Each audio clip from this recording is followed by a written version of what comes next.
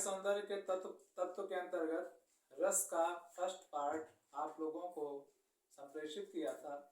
अब मैं रस का सेकंड पार्ट 2 जो है आपको संप्रेषित कर रहा हूँ। तो हमारा अगला जो रस है, तीसरा रस, वो है वीर रस। वीर रस का अस्थाई भाव उत्साह है। परिभाषा आप इस प्रकार से लिख सकते हो कि जब उत्साह नामक अस्थाई भाव विभाव, अनुभाव और संचारी भाव के संयोग से रस रूप में परिणत हो, वहां पर वीर रस होता है।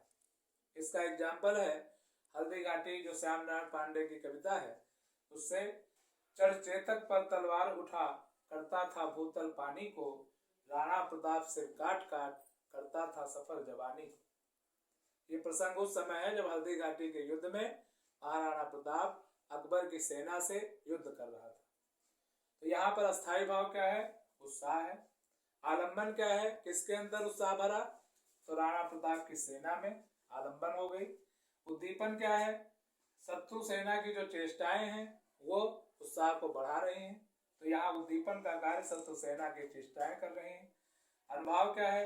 राणा प्रताप का युद्ध कौशल, जैसे कि सिर काट काट अपनी जवानी को सफल कर रहा था, तो शत्रु सेना के सैनिकों का सिर काट रहा था। और संचारी भाव यहाँ पर उग्रता, आवेग, गर्व, चपलता आदि है। इस प्रकार से ये हो गया आपका तीसरा रस, वीर रस। अगला रस जो है वो है वीर रस के बाद शांत रस।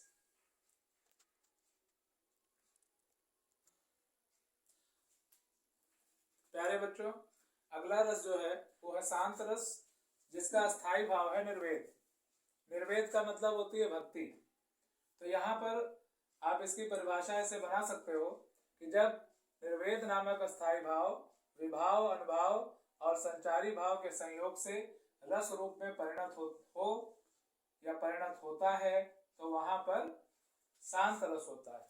इसका उदाहरण है, गोस्वामी तुलसीदास जी ने एक पद लिखा है, अबलो नशानी अब ना नसई हो, राम कृपा भव निशा सिरानी, जागे फिर न डसई हो, अबलो नसानी अब ना नसई हो। जिसका अर्थ यह है कि अब तक जो मैं संसारिक माया मोह में पड़ा रहा, उसका मुझे ज्ञान हो गया है।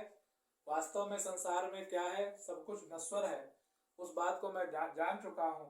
तो राम की कृपा से जो इस सांसारिक माया मोह की रात थी वो दूर हो गई।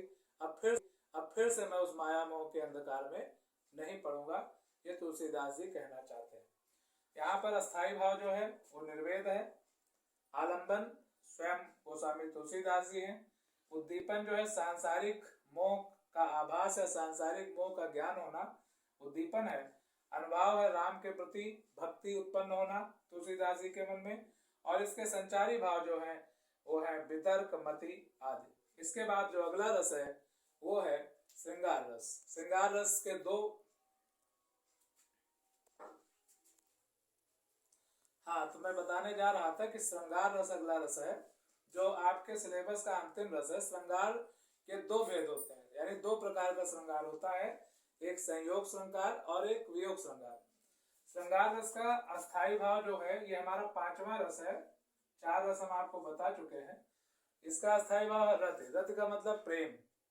तो आप इसकी परिभाषा लिखोगे, जब रत नामक अस्थाई भाव विभाव, अनुभाव और संचारी भाव के संयोग से रस रूप में परिणत होता है, तो वहां पर श्रृंगार रस होता है। तो यहाँ पर जब आप लोग एग्जाम्पल लिखोगे तो ये जरूरी नहीं कि आप लिखो कि संयोग रस का एग्जाम्पल है कि वियोग रस का एग्जाम्पल है। आप केवल एक एग्जाम्पल लिख दीजिए। यहाँ मैं संयोग श्रृंगार का एग्जाम्पल लिख रहा हूँ। कैसा एग्जाम्पल है? संयोग श्रृंगार का। तो एग्जाम्पल क्या है? आप लोगों के यहाँ इंटर में श्रद्धा मनु शीर्षक है जयशंकर प्रसाद का, वहां की पंक्तियां देखें। यहाँ पर मनु कह रहे हैं श्रद्धा से कि कौन हो तुम बसंत के दूत, विरस पतझड़ में अति सुकुमार, घन तिमिर में चपला की रेख, तपन में शीतल मंद बयार। जब श्रद्धा आकर मिलती है तो मनु उनसे पूछते हैं कि तुम बसंत के दूत के समान कौन हो, और इस पतझड़ में अत्यंत कोमल और इस घने अंधकार में एक बिजली की रेखा के समान प्रकाश करने वाली, और तपन, जब लोग गर्मी से तपने लगते हैं तो तपन में शीतल यानी ठंडी और मंद बयार यानी हवा का काम करने वाली तुम कौन हो। तो इस प्रकार यहाँ पर श्रद्धा और मनु का मिलन का वर्णन है। संयोग श्रृंगार है, इसका स्थायी भाव है रति, आलंबन है मनु, यानी मनु के अंदर मन में जो है रति नामक स्थायी भाव उत्पन्न हुआ। उद्दीपन है श्रद्धा का सौंदर्य और वहां का वातावरण। अनुभाव है मन की उत्सुकता, यानी मन जानना चाहते हैं श्रद्धा के बारे में कि वो कौन है। और संचारी भाव जो है चपलता, उत्सुकता, हर्षाद। इस प्रकार से आपका ये पहला काव्य सौंदर्य का तत्व रस 2 पार्ट्स में समाप्त हो गया है। अब आप लोग बताइए कि आपको कैसा लगा और आगे आप लोग किस विषय पर हमारा वीडियो देखना या सुनना पसंद करते हैं, तो हम उस विषय पर आपके कमेंट्स के आधार पर अगला वीडियो लेकर आपके सामने फिर से उपस्थित होंगे। बहुत बहुत धन्यवाद।